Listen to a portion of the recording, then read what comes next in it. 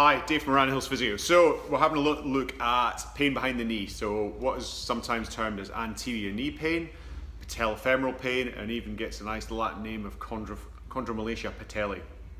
So I put up a video the other day about how the kneecap works and what it does. So essentially what the kneecap is it allows to give the knee, when you're trying to bend and straighten your knee, your extensor component, so the muscles on your thigh, it gives them a mechanical advantage to be able to straighten the knee so that you don't expend too much energy. And if people don't have a patella, which does happen sometimes surgically and sometimes even congenitally, then it just means they have to expend an awful lot of energy trying to lock that knee in to straighten it and to bend it.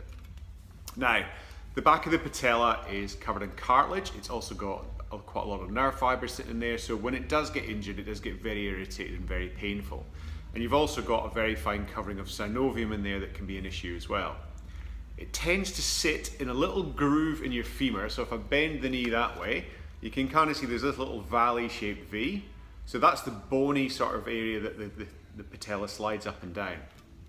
Now, in some people, that V can be quite shallow, like that. So you do need a lot of muscular constraints to try and sort of hold the stability of the knee or the coordination of the knee. Some people it can be quite deep, and this sort of leads us to two different types of issues of why people get it. In those that have got like a shallow V, you tend to find the muscular control is really important. And this we tend to find probably in our younger clients that come in with it, and especially seems to be quite prevalent more in girls than boys. So basically what it does is that V, if it's quite shallow, you've got a lot of leeway for that kneecap to move left and right.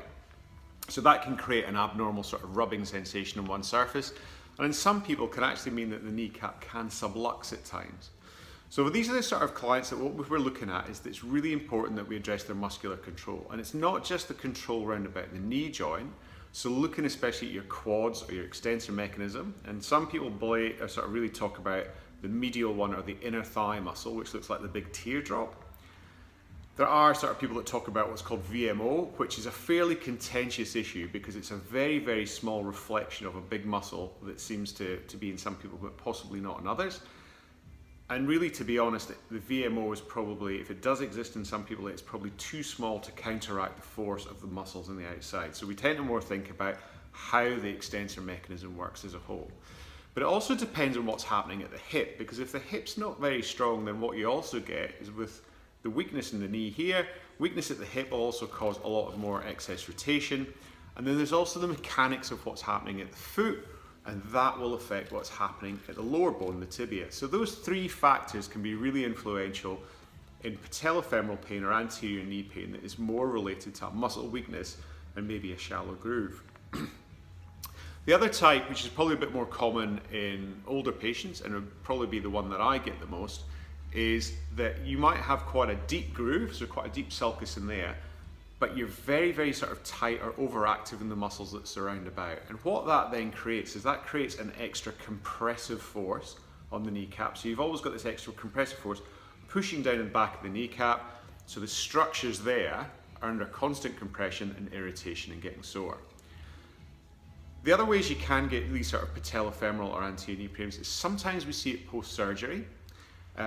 Especially ACLs, that sometimes if they haven't been able to sort of straighten their knee fully post-surgery, they're kind of stuck in this position a little bit, and that's creating that compression, and that can turn out that what happens is when we get a secondary issue, that not only have we got to rehab the knee surgery, but we've also got to just try and get this kneecap to settle down as well so they can move it better. So that's sometimes a little complication that occurs.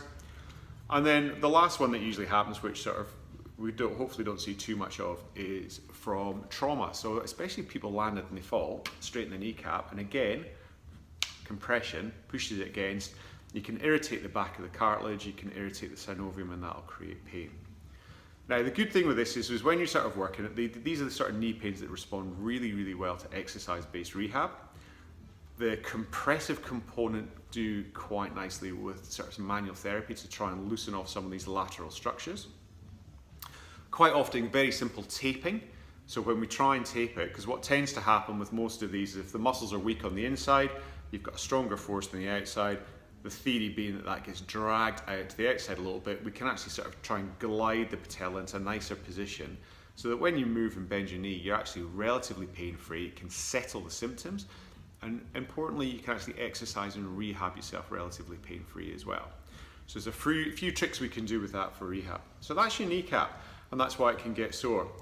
So I've posted up some exercises, videos of very basic exercises of rehab for anterior knee pain, and I will direct people to a blog that we've written about it if you want some more information.